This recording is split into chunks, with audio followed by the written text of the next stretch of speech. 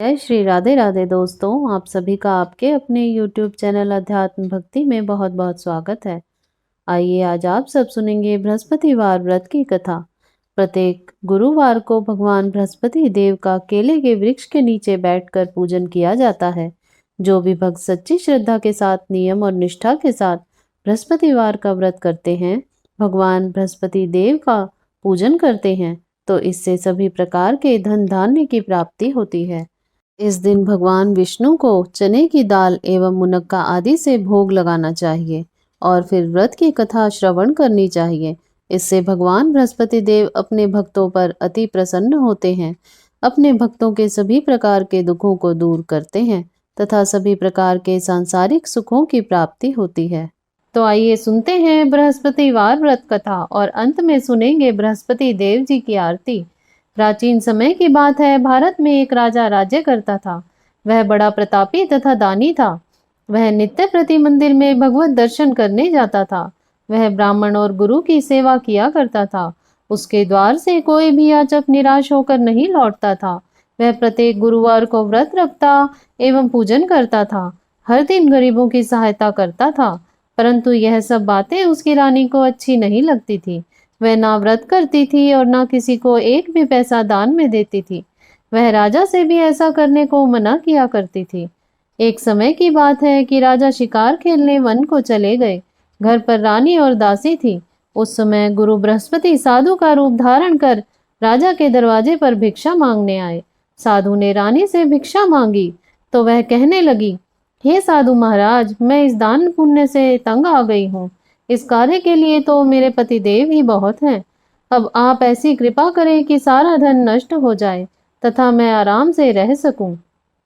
साधु रूपी बृहस्पति देव ने कहा, हे देवी, तुम बड़ी विचित्र हो।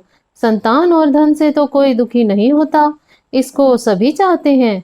पापी भी पुत्र और धन की इच्छा करता है। अगर तुम्हारे पास धन अधिक है तो भूखे मनुष्य को भोजन कराओ, प्याऊ लगवाओ, ब्राह्मणों को दान दो, धर्मशालाएं बनवाओ, कुआं, तालाब, बावड़ी, बाग, बगीचे आदि का निर्माण कराओ तथा निर्धनों की कुंवारी कन्याओं का विवाह कराओ। साथ ही यज्ञ आदि करो। इस प्रकार के कर्मों से आपके कुल का और आपका नाम परलोक में भी सार्थक होगा एवं तुम्हें भी स्वर्ग की प्राप्ति होगी। परंतु रानी साधु की इन बातों से खुश नहीं हुई। उसने कहा, हे साधु महाराज, मुझे ऐसे धन की आवश्यकता नहीं जिसको मैं अन्य लोगों को दान देती फिरूं तथा जिसको रखने और संभालने में मेरा सारा समय नष्ट हो जाए। साधु ने कहा, हे देवी, यदि तुम्हारी ऐसी ही इच्छा है तो जैसा मैं तुम्हें बताता हूँ तुम वैसा ही करना। बृहस्पतिवार के दिन घर आंगन गोबर से लीपना, अपने केशों को पीली मिट्टी से धोना, केशों को धोते समय स्नान करना, राजा से कहना वह हजामत करवाए, भोजन में मांस मदिरा खाना, कपड़े धोबी के यहाँ धुलने देना। इस प्रकार 7 बृहस्पतिवार करने से तुम्हारा सारा धन नष्ट हो जाएगा। यह कहकर साधु महाराज रूपी बृहस्पति देव अंतर ध्यान हो गए। रानी ने साधु के कहने के अनुसार 7 बृहस्पतिवार तक वैसा ही करने का विचार किया। साधु के बताए अनुसार कार्य करते हुए केवल 3 बृहस्पतिवार ही बीते थे कि उसकी समस्त धन संपत्ति नष्ट हो गई। भोजन के लिए दोनों समय परिवार तरसने लगा तथा सांसारिक भोगों से दुखी रहने लगा।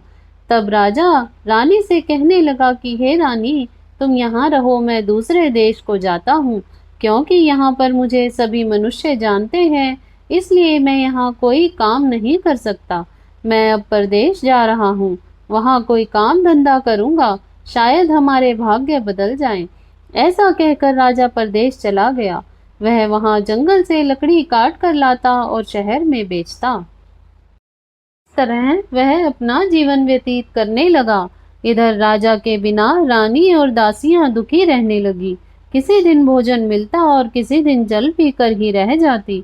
एक समय रानी और दासियों को 7 दिन बिना भोजन के व्यतीत करने पड़े। तो रानी ने अपनी दासी से कहा, हे दासी, यहाँ पास ही के नगर में मेरी बहन रहती है। वह बड़ी धनवान है, तो उसके पास जा और वहां से 5 सेर बेझर मांग कर ले आ, जिससे कुछ समय के लिए गुजारा हो जाएगा।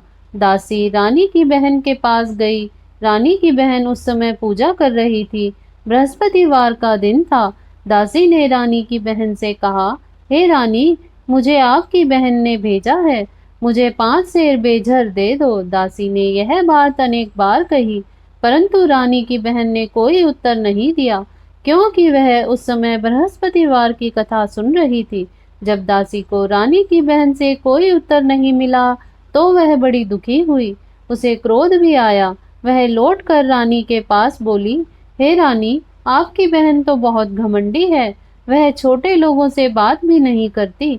मैंने उससे कहा तो उसने कोई उत्तर नहीं दिया। मैं वापस चली आई। रानी बोली, हे दासी, इसमें उसका कोई दोष नहीं है। जब बुरे दिन आते हैं तब कोई सहारा नहीं देता। अच्छे बुरे का पता विपत्ति में ही लगता है। जो ईश्वर की इच्छा होगी वही होगा। यह सब हमारे भाग्य का दोष है। उधर रानी की बहन ने सोचा कि मेरी बहन की दासी आई थी, परंतु मैं उसे नहीं बोली, इससे वह बड़ी दुखी हुई होगी। अतः कथा सुन और विष्णु भगवान का पूजन समाप्त कर वह अपनी बहन के घर आई और कहने लगी, हे बहन, मैं बृहस्पतिवार व्रत कर रही थी, तुम्हारी दासी हमारे घर आई थी, परंतु जब तक कथा पूर्ण नहीं होती तब तक हम लोग ना उठते हैं और ना बोलते हैं, इसलिए मैं नहीं बोली। कहो दासी, क्यों गई थी? रानी बोली, बहन, हमारे घर अनाज नहीं था, वैसे तुमसे कोई बात छिपी नहीं है, इस कारण मैंने दासी को तुम्हारे पास 5 सेर भेजर लेने के लिए भेजा था। रानी की बहन बोली, बहन देखो, बृहस्पति भगवान सबकी मनोकामना पूर्ण करते हैं, देखो शायद तुम्हारे घर में ही अनाज रखा हो। यह सुनकर दासी घर के अंदर गई तो वहां एक घड़ा बेजर का भरा मिल गया। उसे बड़ी हैरानी हुई, क्योंकि उसने एक एक बर्तन देख लिया था। उसने बाहर आकर रानी को बताया। दासी अपनी रानी से कहने लगी, हे रानी, देखो, वैसे हमको जब अन्न नहीं मिलता तो हम रोज ही व्रत करते हैं। अगर इनसे इस व्रत की विधि और कथा पूछ ली जाए तो हम उसे कर लिया करेंगे। दासी के कहने पर रानी ने अपनी बहन से बृहस्पतिवार व्रत के बारे में पूछा। उसकी बहन ने बताया, हे रानी बहन, बृहस्पतिवार को सूर्य उदय से पूर्व उठकर स्नान करके बृहस्पतिवार का व्रत करना चाहिए, लेकिन उस दिन सिर नहीं धोना चाहिए। बृहस्पतिवार के व्रत में चने की दाल और मुनक्कों से विष्णु भगवान का केले के वृक्ष की जड़ से पूजन करें तथा दीपक जलावें। उस दिन एक ही समय भोजन करें, भोजन पीले खाद्य पदार्थ का करें तथा कथा सुने। इस प्रकार करने से गुरु भगवान प्रसन्न होते हैं, अन्न पुत्र धन देते हैं। इस तरह व्रत और पूजन की विधि बताकर रानी की बहन अपने घर लौट गई। रानी और दासी दोनों ने निश्चय किया कि वे बृहस्पति देव भगवान का पूजन जरूर करेंगी। 7 दिन बाद जब बृहस्पतिवार आया तो उन्होंने व्रत रखा। गुड़साल में जाकर चना और गुड़ बिन लाई, उसकी दाल से केले की जड़ में विष्णु भगवान का पूजन किया। अब भोजन कहाँ से आए? दोनों बड़ी दुखी हुई, परंतु उन्होंने व्रत किया था, इस कारण वह बृहस्पति देव भगवान प्रसन्न थे। वे एक साधारण व्यक्ति के रूप में 2 थालों में सुंदर पीला भोजन लेकर आए और दासी को देकर बोले, हे दासी, यह भोजन तुम्हारे और तुम्हारी रानी के लिए है, तुम दोनों करना। दासी भोजन पाकर बड़ी प्रसन्न हुई और रानी से बोली, रानी जी, भोजन कर लो। रानी को भोजन आने के बारे में कुछ पता नहीं था, इसलिए वह दासी से बोली, जा तू ही भोजन कर, क्योंकि तू हमारी व्यर्थ में हंसी उड़ाती है। दासी ने कहा, वह व्यक्ति हम दोनों के लिए 2 थालों में भोजन दे गया है, इसलिए मैं और आप दोनों ही साथ साथ भोजन करेंगी। फिर दोनों ने गुरु भगवान को नमस्कार कर भोजन प्रारंभ किया। उसके बाद से वे प्रत्येक बृहस्पतिवार को गुरु भगवान का व्रत और पूजन करने लगी। बृहस्पति भगवान की कृपा से उनके पास धन हो गया, परंतु रानी फिर पहले की तरह ही आलस्य करने लगी। तब दासी बोली, देखो रानी, तुम पहले भी इसी प्रकार आलस्य करती थी, तुम्हें धन को रखने में कष्ट होता था, इस कारण सभी धन नष्ट हो गया। अब गुरु भगवान की कृपा से धन मिला है तो फिर हमें आलस्य होता है। बड़ी मुसीबतों के बाद हमने यह धन पाया है, इसलिए हमें दान पुण्य करना चाहिए।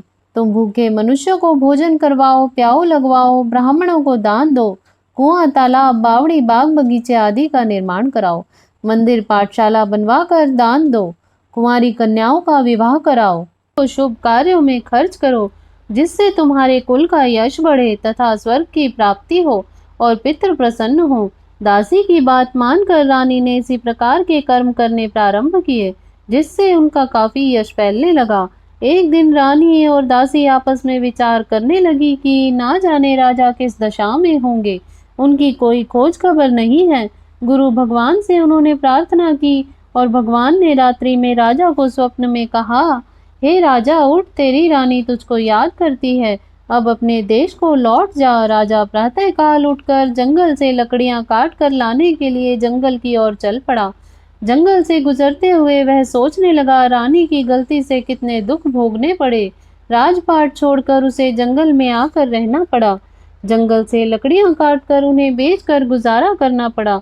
उसी समय जंगल में बृहस्पति देव साधु का रूप धारण कर आए और राजा के पास आकर बोले, हे लक्कड़हारे, तुम इस सुनसान जंगल में किस चिंता में बैठे हो, मुझे बतलाओ।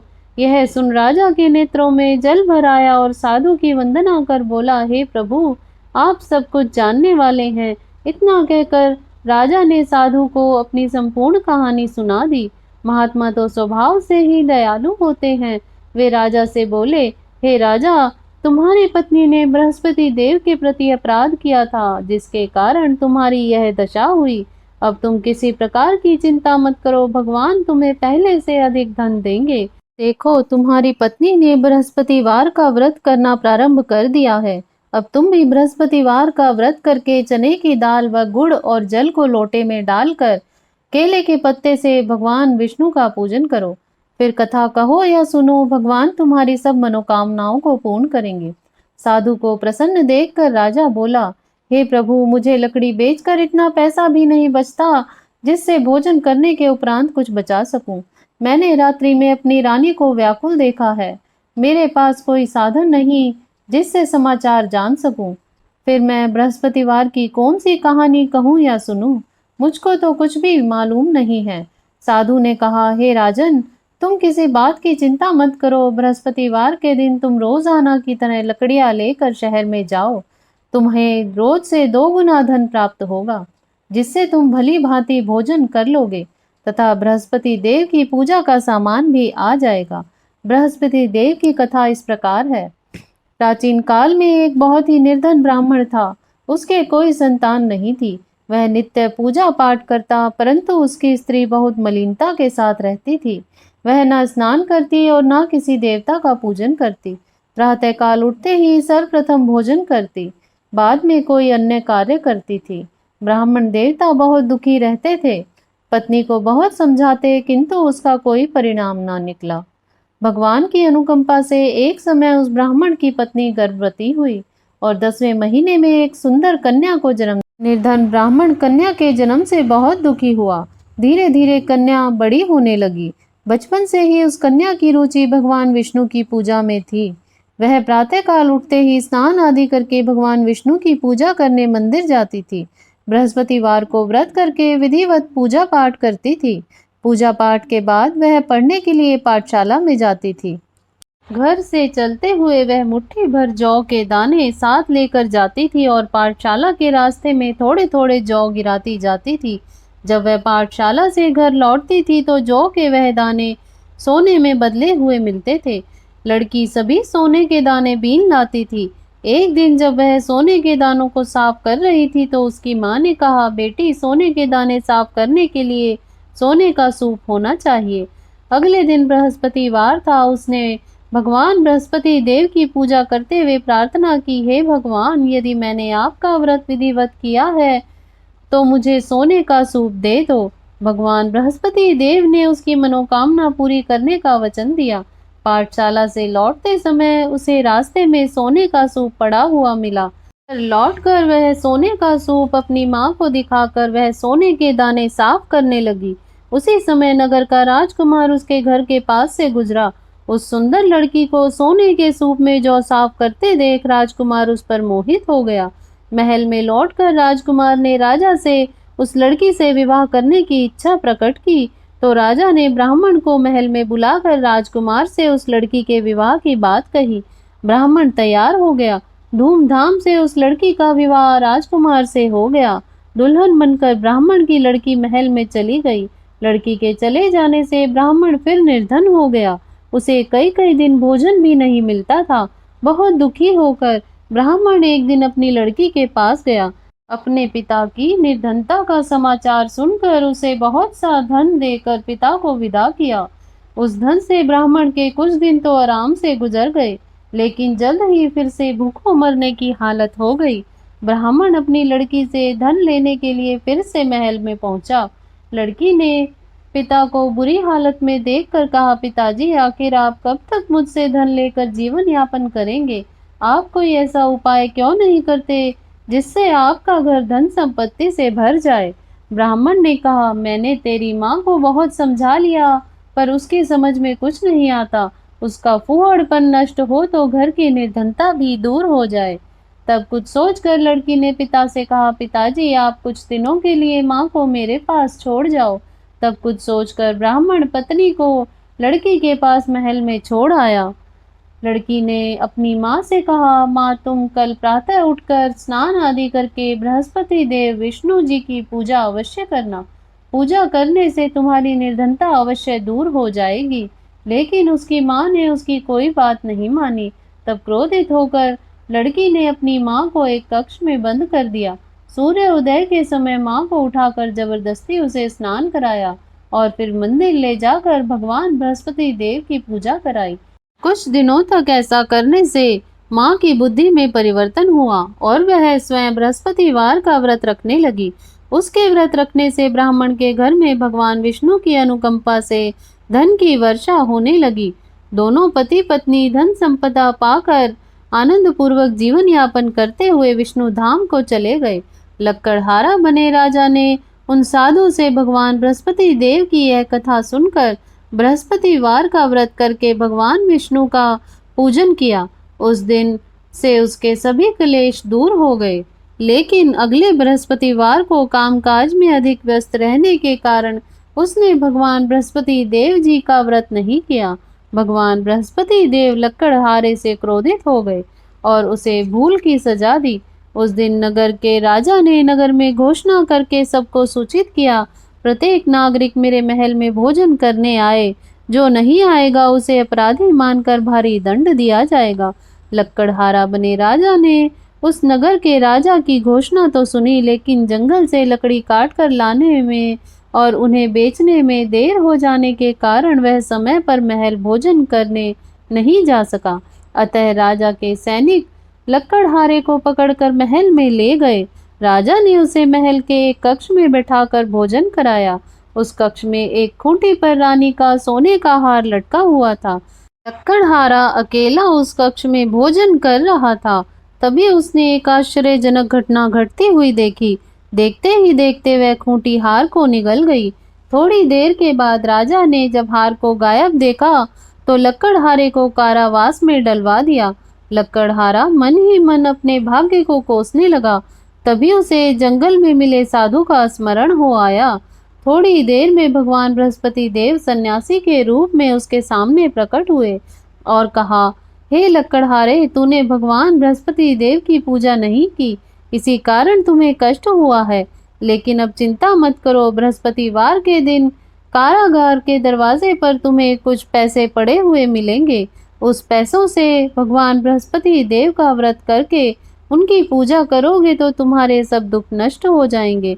बृहस्पतिवार के दिन दरवाजे पर पड़े मिले पैसों से चने और गुड़ मंगाकर लक्कड़हारे ने बृहस्पतिवार का व्रत किया।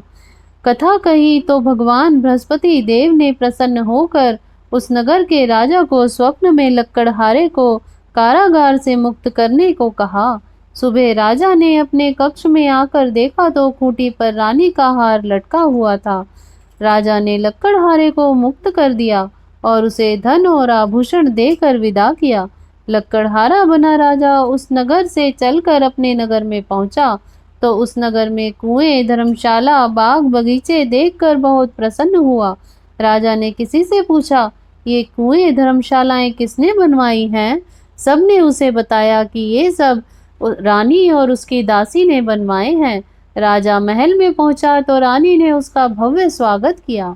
तब राजा ने निश्चय किया कि सप्ताह में एक बार तो सभी बृहस्पति देव का व्रत तथा पूजन करते हैं, परंतु मैं प्रतिदिन व्रत किया करूंगा तथा दिन में 3 बार कथा कहा करूंगा। अब राजा हर समय दुशाले में चने की दाल बांधे रहता था तथा दिन में 3 बार बृहस्पति देव की कथा कहता था। कुछ दिनों के बाद राजा को अपनी बहन की याद आई। एक दिन घोड़े पर सवार होकर राजा अपनी बहन के मिलने के लिए चल दिया। अभी राजा नगर के बाहर ही पहुंचा ही था कि उसने कुछ लोगों को एक शव को ले जाते हुए देखा। राजा को स्मरण हो आया कि आज उसने किसी को बृहस्पतिवार की व्रत की कथा नहीं सुनाई। राजा ने उन लोगों को रोक कर कहा, भाइयों, आप शव को ले जाने से पहले मुझसे बृहस्पतिवार की कथा सुन ले। लोगों ने राजा पर क्रोधित होते हुए कहा, तुम पागल तो नहीं हो? लेकिन कुछ बड़े बूढ़े लोगों ने कहा, अच्छा भाई, साथ में चलते चलते तुम अपनी कथा भी सुना लो। राजा ने चलते हुए आधी कथा ही सुनाई थी कि शव हिलने लगा। राजा के पूरी कथा सुनाते ही शव उठकर बैठ गया। लोगों ने हैरानी से दांतों तले उंगली दबाई और अगले बृहस्पतिवार से भगवान बृहस्पति देव का व्रत करने का व कथा सुनने का निश्चय कर लिया। अब घोड़े पर सवार राजा चलते चलते किसान के पास पहुंचा। किसान अपने खेत में हल चला रहा था। राजा ने कहा, अरे भाई, मुझसे बृहस्पतिवार की कथा सुन लो। किसान झुंझला कर बोला, अरे भाई, देख नहीं रहे कितनी देर तक तुम्हारी कथा सुनूंगा? उतनी देर में तो पूरे खेत में हल चला लूंगा। राजा निराश होकर चलने लगा। तभी किसान के बैल लड़खड़ा कर जमीन पर गिर पड़े। किसान के पेट में जोरों से दर्द होने लगा। उस किसान की पत्नी जब खाना लेकर आई, उसने किसान को इस बारे में पूछा तो किसान ने घुड़सवार की पूरी कहानी सुनाई। किसान की पत्नी दौड़ती हुई राजा के पास पहुंचकर हाथ जोड़कर बोली, भैया, मैं तुम्हारी कथा सुनने को तैयार हूँ। राजा ने उसके साथ खेत पर पहुंचकर बृहस्पतिवार की कथा सुनाई। तभी बैल उठकर खड़े हो गए। किसान के पेट का दर्द तुरंत ठीक हो गया। राजा अपनी बहन के घर पहुंचा तो उसकी बहुत आवभगत हुई।